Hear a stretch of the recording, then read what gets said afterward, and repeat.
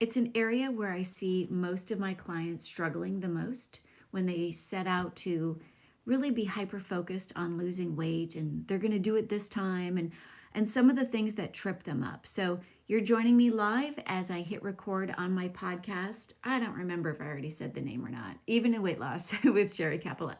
So bear with me while I hit record. Bear with me. Here we go.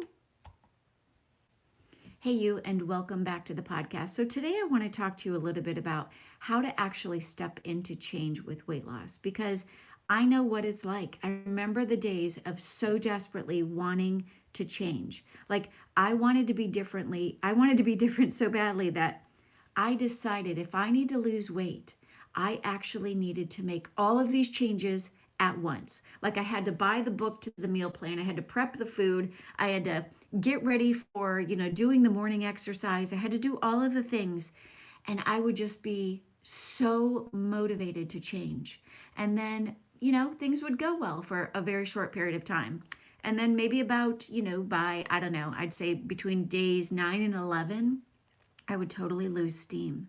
Like I would constantly lose steam, almost to the point where I would rather go back to not trying to lose weight because it was easier. It was easier to just show up and eat the things because I could sit on the couch and life was just easier when I didn't have to work so hard. I mean, you might totally relate to this, but I perpetually got in my own way. And this is exactly what I used to do and what I see so many of my clients doing. This is how we constantly fail at weight loss because we start to walk in our willpower. We start wanting weight loss so badly that we think we have to do all the things starting on day one. And before you know it, doing it that way, we start walking in our willpower, we start walking in our flesh, and our flesh is our thoughts, our habits, our actions, and all of these things. And that is where we are the weakest. And for me and for many of my clients, it's not until we invite God on the journey that we start stepping into his strength and giving him our weakness so that we can step into his supernatural power, walk with his grace on our journey. His word says in Ephesians 4:22 through 24 that we're to throw off our old sinful nature, our former way of life. And that's the secret right there. Most of us have never connected the dots between how when we were, younger, and we were, born again, that the only area we weren't really born again was with regard to our food. Think about that for a second. That's our old sin nature. But in our divine nature, we're able to completely change our lives once we're born again. But food has somehow fallen off that radar, has become exempt. So I want you to see right now that Ephesians 4:22 applies to every area of your life, even your weight loss journey, because your old ways, as God's word tells us, our old ways of doing things, even with regard to food and habits and all of that, they were completely corrupted by the lusts and deceptions of our flesh. So when you want to lose weight, I encourage you to stop being so hyper focused on losing weight and instead start seeking God.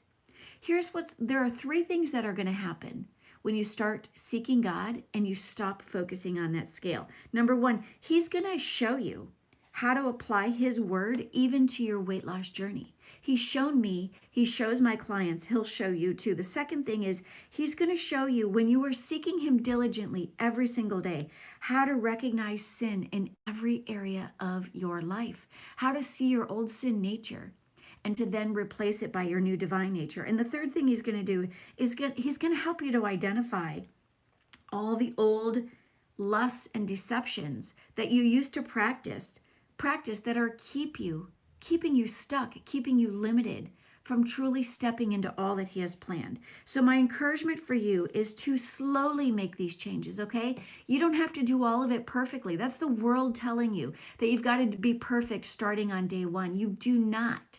Start slowly. This is what I teach my clients in the Seeker's Method all the time. I teach them to start slowly, to just slowly make the changes one or two at a time. Make the changes in your habits and your routines as you lay down your old ways of walking in your willpower, and instead you start picking up God power. As you really start prioritizing seeking him diligently, daily, imperfectly.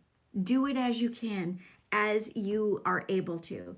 And start slowly and aim for a relationship with God instead of a relationship with your old sin nature, even in weight loss. All right, there you go. That is just a quick 6 or 7 minute little mini cast for you. I hope this met you where you are on your weight loss journey. Have a good day.